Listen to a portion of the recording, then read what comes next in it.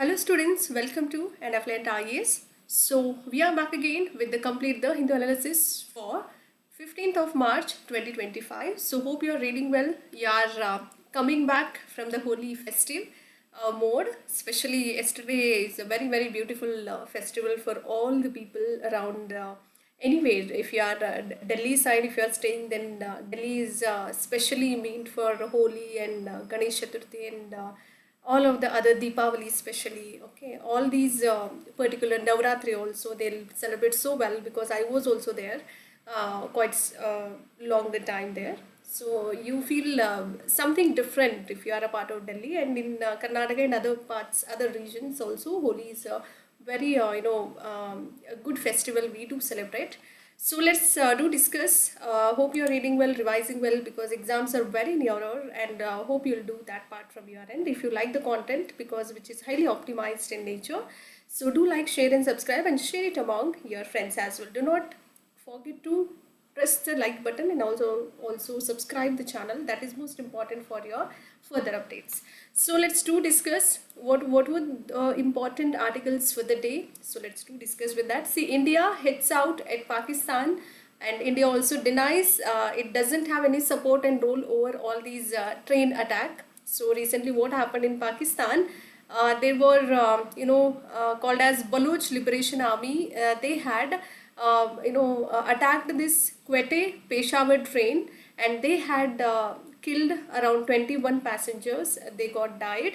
So what Pakistani people were having allegations on India, that India has given a support for all these Baloch liberation armies, but India straight away denied it.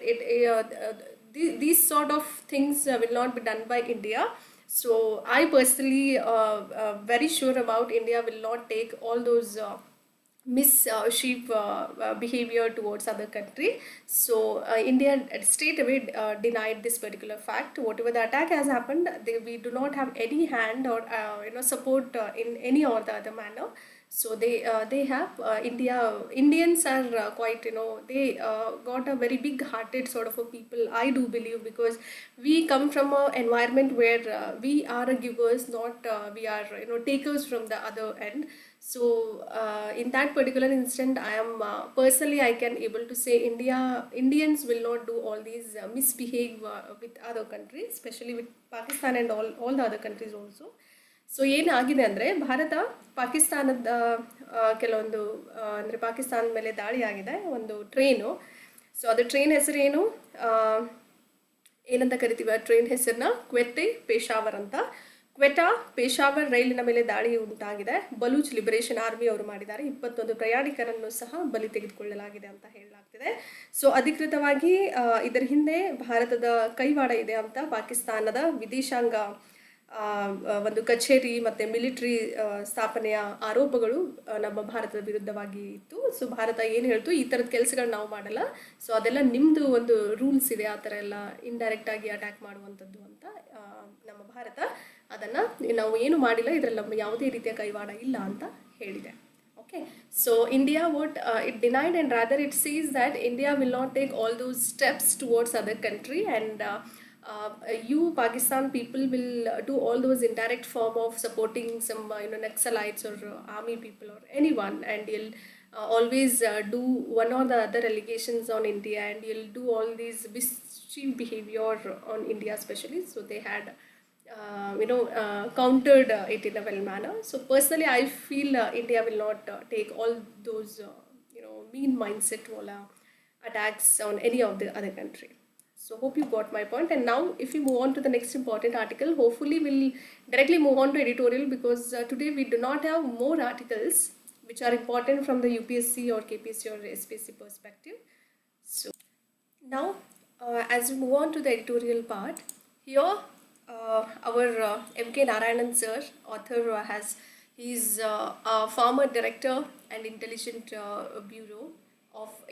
bureau, former director he was, and former national security advisor also, and he was a former governor of West Bengal also. He writes so well, and this is very important from your mains perspective.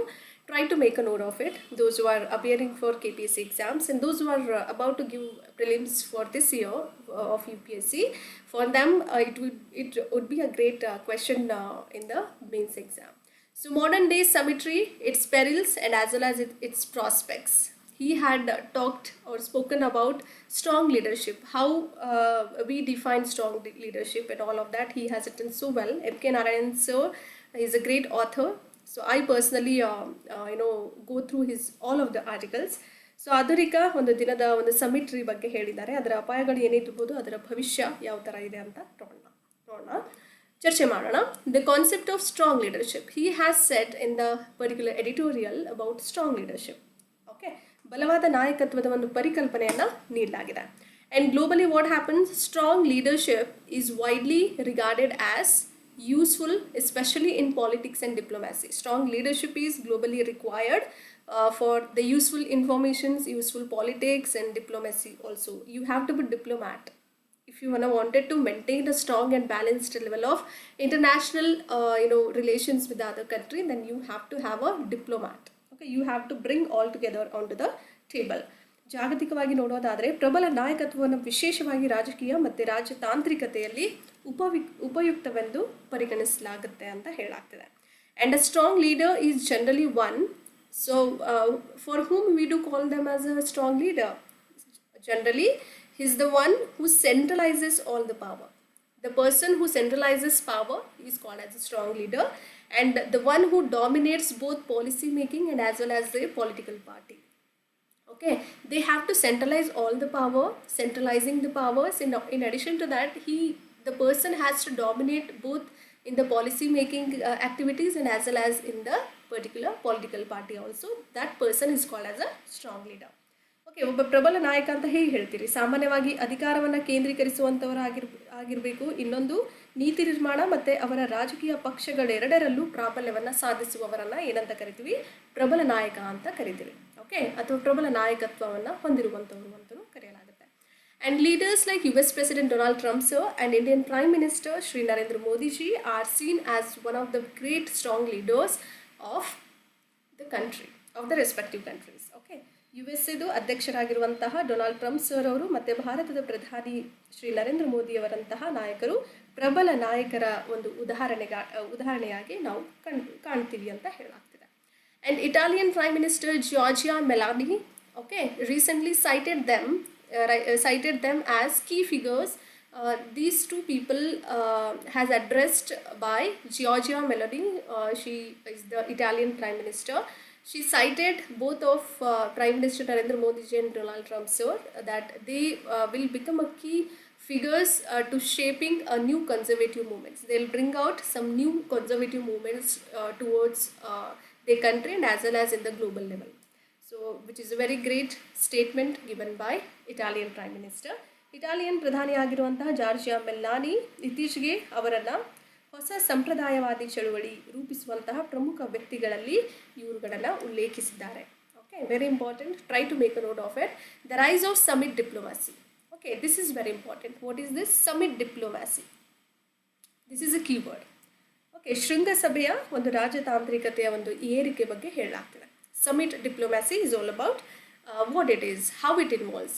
It defines, it has a direct engagement between the world leaders to resolve any of the conflicts between the countries, or they can even build some alliances or agreements. Okay, summit diplomacy defines, or it involves direct engagement between the world leaders and to resolve certain conflicts between the countries, or to maintain certain or to build certain agreements or alliances towards one another. That is very important. ಶೃಂಗಸಭೆ ರಾಜತಾಂತ್ರಿಕತೆ ಬಗ್ಗೆ ಹೇಳೋದಾದರೆ, ರಾಜತಾಂತ್ರಿಕತೆ ಅಂದರೆ ಏನು? ಸಂಘರ್ಷಗಳನ್ನು ಪರಿಹರಿಸಲಿಕ್ಕೆ ಮತ್ತು ಮೈತ್ರಿಗಳನ್ನು ಅಥವಾ ಮೈತ್ರಿ ಒಕ್ಕೂಟಗಳನ್ನು ನಿರ್ಮಿಸಲಿಕ್ಕೆ ವಿಶ್ವ ನಾಯಕರ ನಡುವೆ ಇರುವಂತಹ ನೇರ ನಿಶ್ಚಿತಾರ್ಥವನ್ನು ಒಳಗೊಂಡಿರುವಂಥದ್ದು. ಎಂಗೇಜ್ಮೆಂಟ್ ಅಂದ್ರೆ ಎರಡೂ ದೇಶಗಳು ಎದುರು ಬದುರು ಕೂತ್ಕೊಂಡು ತಮ್ಮ ಯಾವುದೇ ತಪ್ಪು ಅಥವಾ ಸರಿಗಳ ಬಗ್ಗೆ ಒಂದು ಚರ್ಚೆ ಮಾಡುವಂತಹ ಒಂದು ಡಿಪ್ಲೊಮ್ಯಾಸಿ, ಸಮಿಟ್ ಡಿಪ್ಲೊಮ್ಯಾಸಿ ಅಂತ ಕರಿತೀವಿ. ಶೃಂಗಸಭೆ ರಾಜತಾಂತ್ರಿಕತೆ ಅಂತ ಕರೆಯಲಾಗುತ್ತೆ. And origin of this summit diplomacy, it has got a historical roots in the Congress of Vienna. Okay, Origin has happened during the Congress of Vienna in the year 1814 to 15 and has been used certain events like, let's say, the Camp David Accords 1978, which has led to peace between Egypt and Israel. And similarly, one more such events includes Reagan Gorbachev. Gorbachev is a part of USSR Russia. It has the talks in this particular diplomacy which helped ease Cold War tensions also. These two are important altogether. ಶೃಂಗಸಭೆಯ ರಾಜತಾಂತ್ರಿಕತೆಯ ಮೂಲಗಳು ನೋಡೋದಾದರೆ ಇದ್ರ ಮೂಲ ಎಲ್ಲಿಂದ ಶುರುವಾಯಿತು, ಎಲ್ಲಿಂದ ಪ್ರಾರಂಭವಾಯಿತು ಅಂತ ನೋಡೋದಾದರೆ ವಿಯೆನ್ನಾ ಕಾಂಗ್ರೆಸ್ನಲ್ಲಿ. ಓಕೆ, ಕಾಂಗ್ರೆಸ್ ಆಫ್ ವಿಯೆನ್ನಾ ಅಂತ ವಿಯೆನ್ನಾ ಕಾಂಗ್ರೆಸ್ನಲ್ಲಿ 1814ರಿಂದ 15 ಐತಿಹಾಸಿಕ ಬೇರುಗಳನ್ನು ಹೊಂದಿರುವಂಥದ್ದು. ಮತ್ತು ಈ ರೀತಿಯ ಘಟನೆಗಳಲ್ಲಿ ಕೆಲವೊಂದನ್ನು ಇವೆಂಟ್ಸ್ಗಳನ್ನು ಬಳಸಲಾಗುತ್ತೆ. ಯಾವುದದು? ದ ಕ್ಯಾಂಪ್ ಆಫ್ ಡೇವಿಡ್ ಒಪ್ಪಂದಗಳಾಗಿರ್ಬೋದು, 1978ರಲ್ಲಾಯಿತು. ಈಜಿಪ್ಟ್ ಮತ್ತು ಇಸ್ರೇಲ್ ನಡುವೆ ಶಾಂತಿಕತೆ ಅಥವಾ ಶಾಂತಿ ಒಪ್ಪಂದಕ್ಕೆ ಕಾರಣವಾಗಿರುವಂಥದ್ದು. ಅದೇ ಥರ ರೀಗನ್ ಗೋರ್ಬ್ಯಾಚಿವ್ ಟಾಕ್ಸ್ ಅಂತ ಬಂದಾಗ ಈ ಎರಡು ದೇಶಗಳ ಮಧ್ಯೆ ಏನಾಗುತ್ತೆ, ಶೀತಲ ಒಂದು ಸಮರ ಉದ್ವಿಗ್ನತೆಯನ್ನು ಕಡಿಮೆ ಮಾಡಲಿಕ್ಕೆ ಸಹಾಯ ಈ ಒಂದು ಸಮಿಟ್ ಡಿಪ್ಲೊಮ್ಯಾಸಿಯಿಂದ ಮಾಡಲಾಯಿತು. And summit diplomacy can even produce some successful agreements, and equally it often results in superficial compromises also. See, summit diplomacy is not everything about good things do happens. See, being a summit diplomat, you should not feel yourself like you are supreme, you are everything, or you are the founder of or director of something, some of the institution if we take, or it is in terms of global level. So if you feel yourself supreme and others like if you will make them feel like inferior, then what happens? This summit diplomacy will not work out in that particular instance. Hope you got my point. And it can produce successful agreements if you do have a if you have a behavioral talks, if you have a compromise or sacrifices towards one another, then it will definitely help you out. Okay, which results in superficial compromises. Compromises should be a part of it. Then only this particular agreement will become successful due to a leader's desire for public success. They have to think about public success rather than their own success over here. This is very important. Try to make a note of it. ಶೃಂಗಸಭೆಯ ರಾಜತಾಂತ್ರಿಕತೆ ಅಂತ ಬಂದಾಗ ಯಶಸ್ವಿ ಒಪ್ಪಂದಗಳನ್ನು ಉಂಟು ಮಾಡುವಂಥದ್ದು. Okay, so ಹೇಗೆ ಉಂಟು ಮಾಡಬಹುದು ಅಂದರೆ, ಇದು ಸಾರ್ವಜನಿಕರ ಯಶಸ್ಸಿನ ನಾಯಕರ ಬಯಕೆಯಿಂದಾಗಿ ಸಾಮಾನ್ಯವಾಗಿ ಮೇಲ್ನೋಟದ ರಾಜ್ಯಗಳಿಗೆ ಕಾರಣವಾಗುವಂಥದ್ದು ಅಂತ ಹೇಳಲಾಗ್ತದೆ. And it almost summit diplomacy requires your compromises. If you think like you are the supreme power, then nobody can be a part of summit diplomacy. And apart from summit diplomacy, we do have one more such great term called as pseudo summit diplomacy. What is this pseudo summit diplomacy? It can be a counterproductive, as seen in heated Trump-Zelensky, US and Ukraine, okay, exchanges in this particular year, Feb 28, 2025. Okay, judo ಅಂದರೆ ಏನು? ಹುಸಿ ಅಂತ ಕರೀತಾರೆ. ಹುಸಿ ಶೃಂಗಸಭೆ ರಾಜತಾಂತ್ರಿಕತೆ ಅಂತ ಕರಿತೀವಿ. ಸೊ ಇದನ್ನು ಇಬ್ಬರ ಮಧ್ಯೆ, ಟ್ರಂಪ್ ಮತ್ತು ಜೆಲೆನ್ಸಿ ಅವರ ಮಧ್ಯೆ ಕೆಲವೊಂದು ವಿಚಾರ ವಿನಿಮಯಗಳಲ್ಲಿ ಫೆಬ್ರವರಿ 28, 2025ರಲ್ಲಿ ಕಂಡು ಬಂದಿತ್ತು. ಇಬ್ಬರ ಮಧ್ಯೆ ಕೆಲವೊಂದು ಕಾನ್ಫ್ಲಿಕ್ಟ್ಸ್ ಉಂಟಾಗಿತ್ತು. ಅದರ ಪ್ರತಿ ಉತ್ಪಾದಕವಾಗಿ ಇದನ್ನು ಕಾಣ್ತೀವಿ. So Trump pressurised Ukraine to accept a deal or else you'll have a risk losing US support also. So Trump has always pressurized Ukraine to accept their agreements or alliances, what they'll do. Okay, ಒಪ್ಪಂದವನ್ನು ಒಪ್ಪಿಕೊಳ್ಳಲಿಕ್ಕೆ ಯುಕ್ರೇನ್ಗೆ Trump ಅವರ ಒತ್ತಡ ಹೇರಲಾಗಿತ್ತು. Trump ಅವರು ತುಂಬ ಒತ್ತಡವನ್ನು ಹೇರಿದ್ರು. So ಇಲ್ಲಾಂದರೆ ಅಥವಾ ಏನಾಗ್ಬೋದು ಅಂದರೆ US ಬೆಂಬಲವನ್ನು ನೀವು ಕಳೆದುಕೊಳ್ತೀರಾ ಅನ್ನುವಂತಹ ಅಪಾಯವಿದೆ ಅಂತಲೂ ಹೇಳಿದರು. ಅದೇ ಥರ, and next if you move on to the next important thing, Trump has pressurised Ukraine in this particular manner, and in counter argument, Zelensky also countered it by offering mineral rights to the US in exchange for continued military aid. So Zelensky, sir, he had given a counter to Trump, sir, that he has offered mineral rights to the US for the exchange of the you can continue military aid, will give a support of mineral rights. So there was an agreement in this pseudo summit diplomacy, and summit diplomacy works only when you think and when you have the habit of compromising, that only it do work, otherwise it will not. Okay, so ಈ ಒಪ್ಪಂದವನ್ನು ಜೆಲೆನ್ಸ್ಕಿಯು ಕೂಡ USಗೆ ಕೆಲವೊಂದು ಖನಿಜ ಹಕ್ಕುಗಳನ್ನು ನೀಡುವುದರ ಮೂಲಕ ಹೀಗೆ ನಾವು ಮಿಲಿಟರಿ ಒಪ್ಪಂದಗಳನ್ನು ಅಥವಾ ಮಿಲಿಟರಿದೇನೇ ನಮ್ಮದು ಒಪ್ಪಂದ ಆಗಿದೆ ಎರಡು ದೇಶಗಳ ಮಧ್ಯೆ ಅದು ಮುಂದುವರಿಯಲಿ ಅಂತ ಹೇಳ್ತಾರೆ. So this is what about M.K. Narayanan sir written so well. And if we move on to the next important articles for the day, which speaks about Hampi, so we need to talk about Hampi rather than all these crimes whatever happened in that historical place. That is not important for UPSC perspective. Let's discuss about Hampi. Hampi is called as UNESCO World Heritage Site in Karnataka, which is a part of Karnataka in India. Okay. ಏನು ಹೇಳ್ತಾ ಇದ್ದೀವಿ, ಐತಿಹಾಸಿಕ ಹಂಪಿಯಲ್ಲಿ ಕೆಲವೊಂದು ಘೋರ ಅಪರಾಧ ನಡೆದಿದೆ ಅಂತ ಹೇಳಲಾಗ್ತಿದೆ. ಸೊ ನೋಡೋಣ, ಹಂಪಿ ಬಳಿ ಆಗಿರುವಂಥದ್ದು ಅದು ಬೇಕಿಲ್ಲ ನಮಗೆ, ಹಂಪಿ ಬಗ್ಗೆ ನಾವು ಓದುವಂಥದ್ದು ಅದು ತುಂಬ ಇಂಪಾರ್ಟೆಂಟ್ ಇದೆ. ಓಕೆ, ಭಾರತದಲ್ಲಿ ಇಲ್ಲಿ ಹಂಪಿ ಲೊಕೇಟ್ ಆಗಿದೆ ಅಂತ ಯಾರಾದರೂ ಕೇಳಿದ್ರೆ ಕರ್ನಾಟಕದಲ್ಲಿ ಎಲ್ರಿಗೂ ಗೊತ್ತಿರುವಂಥ ವಿಷಯ. ಯುನೆಸ್ಕೋ ವಿಶ್ವ ಪರಂಪರೆಯ ತಾಣವಾಗಿ ಹಂಪಿಯನ್ನು ಕರೆಯಲಾಗುತ್ತೆ.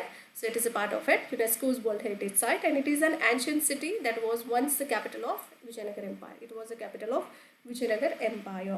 ಇದು ತುಂಬ ಪುರಾತನ ನಗರವಾಗಿದ್ದು ಒಂದು ಕಾಲದಲ್ಲಿ ವಿಜಯನಗರ ಸಾಮ್ರಾಜ್ಯದ ರಾಜಧಾನಿಯಾಗಿತ್ತು ಅಂತ ಹೇಳ್ತಾರೆ. ಓಕೆ, ಗೊತ್ತಲ್ವಾ ನಿಮಗೂ ಕೂಡ Vijayanagara empire. Those who had studied in a well manner, you might be knowing about Hampi. Okay, important historical sites in Hampi. This is very important. ಹಂಪಿಲಿರುವಂಥ ಪ್ರಮುಖ ಐತಿಹಾಸಿಕ ತಾಣಗಳು ಯಾವುದ್ಯಾವುದು ಅಂತ ನೋಡೋಣ. First one is Virupaksha temple. This is one of the oldest functioning temple in India, dedicated to lord Shiva with towering gopuram. Okay, Virupaksha ದೇವಾಲಯ ಇರುವಂಥದ್ದು ಭಾರತದಲ್ಲಿ ಅತ್ಯಂತ ಹಳೆಯ ಕಾರ್ಯನಿರ್ವಹಣೆಯ ದೇವಾಲಯಗಳಲ್ಲಿ ಒಂದಾಗಿರುವಂಥದ್ದು. ಇದು ಶಿವನಿಗೆ ಸಮರ್ಪಿತವಾಗಿರುವಂತಹ ದೇವಾಲಯ, ಗೋಪುರವನ್ನು ಹೊಂದಿರುತ್ತೆ. ಓಕೆ, ಸೊ ಸೌತಲ್ಲಿರುವಂಥದ್ದು ಎಲ್ಲದರಲ್ಲೂ ಗೋಪುರ ನಿಮಗೆ ಇದ್ದೇ ಇರುತ್ತೆ ಅಲ್ವಾ. So next second one, Vittal temple, Vittala ದೇವಾಲಯ. Famous for the iconic stone, it has got an iconic stone chariot and musical pillars also that produces melodic sounds when you will tap it. Okay, when somebody will tap that it will produce some melodic sounds out of this iconic stone chariot and musical pillars. Very important. Vittala ದೇವಾಲಯ tap ಮಾಡಿದಾಗ ನೀವು ಅದಕ್ಕೆ touch ಮಾಡ್ತೀರಲ್ಲ, tap ಮಾಡುವಾಗ ಸುಮಧುರವಾದಂಥ ಶಬ್ದಗಳನ್ನು ಉಂಟು ಮಾಡುವಂತಹ ಸಾಂಪ್ರದಾಯಿಕ ಕಲ್ಲಿನ ರಥ ಮತ್ತು ಸಂಗೀತದ ಕಂಬಳಿಗೆ ಪ್ರಸಿದ್ಧವಾಗಿದೆ ಅಂತಲೇ ಹೇಳಬಹುದು. Okay, third most important sites include Hampi Bazaar. It is a historic market street. Okay, Hampi Bazaar ಒಂದು ಐತಿಹಾಸಿಕ ಮಾರುಕಟ್ಟೆ ಅಂತಲೇ ಕರಿಬೋದು. ಇಲ್ಲಿ ಎಲ್ಲರೂ ಸಿಗುತ್ತೆ ನಿಮಗೆ. And earlier there were lot of traders used to come across the world to visit this Hampi Bazaar. Okay, ಇದಕ್ಕಿಂತ ಮುಂಚೆ ಪ್ರಪಂಚದಾದ್ಯಂತಹ ವ್ಯಾಪಾರಿಗಳೆಲ್ಲ ಇಲ್ಲಿ ಬರ್ತಾ ಇದ್ರು ಅಂತ ಹೇಳಾಗ್ತದೆ in order to do some market area. Okay, Lotus Mahal. Fourth important site includes Lotus Mahal. So a beautiful Indo-Islamic style pavilion used by the royal women. Okay, Lotus Mahal ಬಗ್ಗೆ ಹೇಳೋದಾದರೆ ರಾಜಮನೆತನದ ಮಹಿಳೆಯರು ಏನಿರ್ತಾ ಇದ್ರು ಅವರು ಬಳಸುವಂತಹ ಸುಂದರವಾದ ಇಂಡೋ ಇಸ್ಲಾಮಿಕ್ ಶೈಲಿಯ ಮಂಟಪ ಇದಾಗಿದೆ. Elephant stables is one such important site. Grand structure with multiple domed chambers it has got, and that house the royal elephants. It has got lot of royal elephants inside this. As the name itself indicates, it has got many such domed chambers and that housed with the royal elephants. Okay, so ತುಂಬ ಆನೆಗಳನ್ನು ಹೊಂದಿರುವಂಥದ್ದು. ಇಲ್ಲಿ ಗುಮ್ಮಟದ ಕೋಣೆಗಳನ್ನು ಹೊಂದಿರುವಂಥ ಭವ್ಯವಾದಂಥ ರಚನೆ ಮಾಡಲಾಗಿದೆ. ಇಲ್ಲಿ ರಾಜ ಆನೆಗಳನ್ನು ಅಂದರೆ ಆನೆಗಳನ್ನು ರಾಜರು ತುಂಬ ಆವಾಗ ಉಪಯೋಗ ಮಾಡಿಸ್ಕೊಳ್ತಾ ಇದ್ರು. ರಾಜ ಆನೆಗಳನ್ನು ಇರಿಸುವಂತಹ ಒಂದು ತಾಣವಾಗಿ ಕಾಣ್ತೀವಿ. Hazara Rama temple. It is known for intricate bas reliefs depicting scenes from the Ramayana. So they have depicted Ramayana's some certain sceneries into this particular Hazara Ram temple. Okay, Hazara Ram ದೇವಾಲಯದಲ್ಲಿ ರಾಮಾಯಣದ ಕೆಲವೊಂದು ದೃಶ್ಯಗಳನ್ನು ಚಿತ್ರಿಸುವಂತಹ ಸಂಕೀರ್ಣವಾದ ಉಬ್ಬು ಶಿಲ್ಪಗಳಿಗೇನೆ ಹೆಸರುವಾಸಿಯಾಗಿರುವಂಥದ್ದು. Intricate bas reliefs. ಓಕೆ, ಉಬ್ಬು ಚಿತ್ರಣ ಅಂತ ಕರಿತೀವಲ್ಲ, ಸೊ ಅದನ್ನು ಹಜಾರ್ ರಾಮ್ ದೇವಾಲಯದಲ್ಲಿ ಕಾಣ್ತೀವಿ. ಓಕೆ, ಉಬ್ಬು ಶಿಲ್ಪಗಳು. Okay, Mahanavami Dibba is one such great site, a massive platform used by Vijayanagar kings for royal ceremonies and celebrations. Mahanavami Dibba ಅಂದರೆ ವಿಜಯನಗರದ ರಾಜರು ಏನು ಮಾಡ್ತಾ ಇದ್ರು, ರಾಜಮನೆತನದ ಸಮಾರಂಭಗಳಾಗಿರ್ಬೋದು ಮತ್ತು ಆಚರಣೆಗಳಿಗೋಸ್ಕರ ಬಳಸುತ್ತಿದ್ದಂತಹ ಬೃಹತ್ ವೇದಿಕೆ ಯಾವುದಾಗಿತ್ತು, Mahanavami Dibba. It is a platform used by all the Vijayanagara kings for their royal ceremonies, whatever the festival seasons or the ceremonies they used to do, or any sort of celebrations will be done in this particular Mahanavami Dibba. And Tungabhadra river is one such greatest site. Tungabhadra Nadi, as we'll already debate, the river that flows through Hampi, providing scenic views and historical significance. Tungabhadra Nadi ಬಗ್ಗೆ ಹೇಳೋದಾದರೆ ಹಂಪಿಯ ಮೂಲಕ ಹರಿಯುವಂತಹ ನದಿ ಇದು. Okay, ರಮಣೀಯ ನೋಟಗಳು ಮತ್ತು ಐತಿಹಾಸಿಕ ಮಹತ್ವವನ್ನು ಒದಗಿಸುವಂಥದ್ದು. Matanga Hill is one such great site, offers panoramic views of Hampi and which is an important religious site over here. ಮಾತಂಗ ಬೆಟ್ಟ ಅಂತ ಬಂದಾಗ ಹಂಪಿಯ ವಿಹಂಗಮ ನೋಟಗಳನ್ನು ನೀಡುವಂಥದ್ದು ಮತ್ತು ಇದು ಒಂದು ಪ್ರಮುಖ ಧಾರ್ಮಿಕ ತಾಣವಾಗಿಯೂ ಕೂಡ ನೋಡಲಾಗುತ್ತೆ, ಕಂಡುಬರುತ್ತೆ.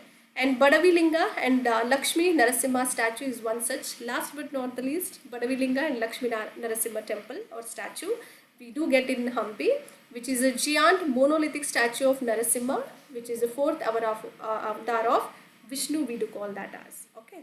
ಬಡವಿಲಿಂಗ ಮತ್ತು ಲಕ್ಷ್ಮೀ ನರಸಿಂಹ ಪ್ರತಿಮೆ ಬಗ್ಗೆ ಹೇಳೋದಾದರೆ ವಿಷ್ಣುವಿನ 4ನೇ ಅವತಾರದ ನರಸಿಂಹನ ದೈತ್ಯ ಏಕಶಿಲೆಯ ಪ್ರತಿಮೆಯಾಗಿ ಇದನ್ನು ಕಾಣ್ತೇವೆ.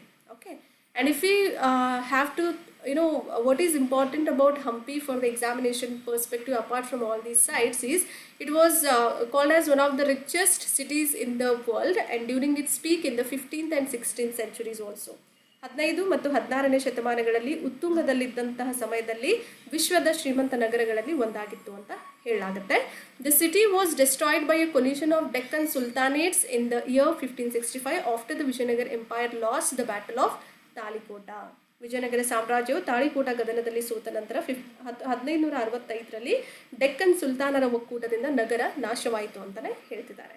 It has lost battle of Talikota. After this 1565, the city was completely destroyed. And the ruins of this Hampi spread across 4,100 hectares, making it one of the largest archaeological sites in India. Hampiya ಕೆಲವೊಂದು ಅವಶೇಷಗಳು, ruins is all about few of the remainings. Okay, it got spreaded across 4,100 hectares, which is called as largest archaeological sites in India. One of the largest. Hampi ಅವಶೇಷಗಳು 4,100 ಹೆಕ್ಟೇರ್ಗಳಲ್ಲಿ ಹರಡಿಕೊಂಡಿದೆ ಅಂತ ಹೇಳ್ತಿದ್ದಾರೆ. ಇದು ಭಾರತದ ಅತಿ ದೊಡ್ಡ ಪುರಾತತ್ವ ಶಾಸ್ತ್ರದ ತಾಣಗಳಲ್ಲೂ ಸಹ ಒಂದಾಗಿದೆ ಅಂತ ಹೇಳಲಾಗುತ್ತೆ. Okay, and if you move on to the next important article for the day, if we move on to the next important article which speaks about Center sanctions 116 new tourist spots across the country. Center has given a sanctions to 116 new tourist spots and places all across the country or in India. So let's discuss what is this whole article is speaking. ಕೇಂದ್ರವು ದೇಶದಾದ್ಯಂತ 116 ಹೊಸ ಪ್ರವಾಸಿ ತಾಣಗಳನ್ನು ಮಂಜೂರು ಮಾಡಿದೆ ಅಂತ ಹೇಳಲಾಗ್ತದೆ. So certain we do have schemes over here. Special assistance to states. Swadesh Darshan scheme is one such important scheme under this particular article. Try to remember. And the revamped Swadesh Darshan scheme is also called as Swadesh Darshan 2.0 or 2.0. So Swadesh Darshan scheme has an aim or an objective to develop sustainable and responsible tourism destinations by focusing on theme-based circuits and providing financial assistance to state governments for infrastructure developments.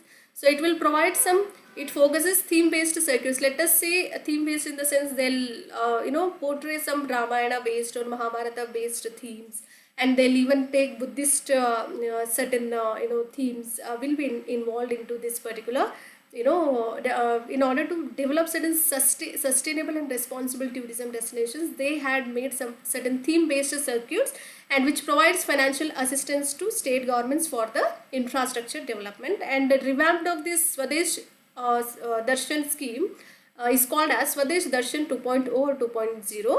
Okay, SD 2.0, which has an objective to develop sustainable tourism destinations.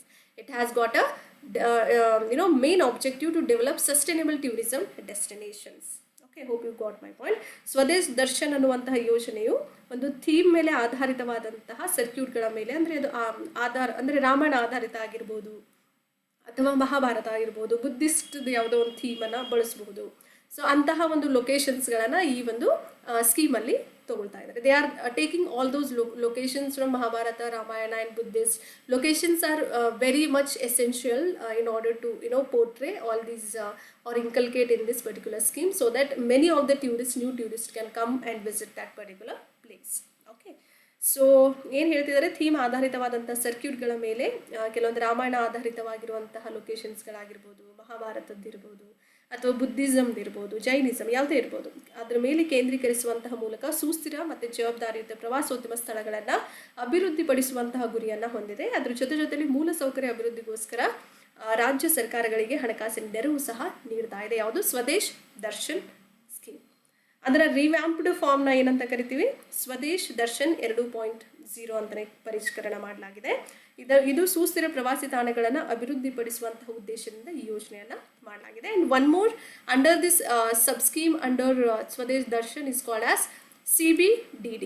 Okay, CBDD, which is a full form of Challenge Based Destination Development. Try to remember, CBDD is a sub scheme of Swadesh Darshan, and which has got a 40 such important developed sustainable sites. Okay, which is given a special emphasis is given to special assistance to states for the capital investments here. Okay, ಇಲ್ಲೇನು ಹೇಳ್ತಾ ಇದೆ? CBDD ಅಂತ ಕರಿತೀವಿ. ಏನಂತ ಅದ್ರದ್ದು full form? Challenge based. Okay, ಉಪಯೋಜನೆ ಆಗಿರುತ್ತೆ. ಸ್ವದೇಶ್ ದರ್ಶನ ಉಪಯೋಜನೆ ಆದಂತಹ ಚಾಲೆಂಜ್ ಆಧಾರಿತವಾದಂತಹ ಡೆಸ್ಟಿನೇಷನ್ ಡೆವಲಪ್ಮೆಂಟ್ ಅಂತ ಕರಿತೀವಿ. ಅದರ ಅಡಿಯಲ್ಲಿ ಗುರುತಿಸಲಾಗಿರುವಂಥದ್ದು. ಇಲ್ಲಿ ಬಂಡವಾಳ ಹೂಡಿಕೆಗಾಗಿ ರಾಜ್ಯಗಳಿಗೆ ವಿಶೇಷ ನೆರವು ಇದರಲ್ಲಿ ಈ ಅಡಿಯಲ್ಲಿ ಅಭಿವೃದ್ಧಿಪಡಿಸಲಾಗಿದೆ ಅಂತ ಹೇಳಲಾಗ್ತದೆ. Which is a sub scheme of Swadesh Darshan. Try to remember CBDD. And if we move on to the next important article, Aditya L1 mission, we had discussed enough about it, but we have to re-study about the given article. Scientists observe flareless coronal mass ejection. Coronal mass ejection is something different and flareless is something different. What is the difference between both the two? We'll be discussing all together. Okay. So Aditya L1 mission, ವಿಜ್ಞಾನಿಗಳು ಜ್ವಾಲೆ ಇಲ್ಲದಂತಹ coronal mass ejection ಅನ್ನು ಗಮನಿಸ್ತಾ ಇದ್ದಾರೆ ಅಂತ ಹೇಳಲಾಗ್ತದೆ. So this is how picture portrayed here. So what is the basic difference between both the two? Before moving on to the difference, we'll get discuss about the difference first, then you'll understand the article in a well manner.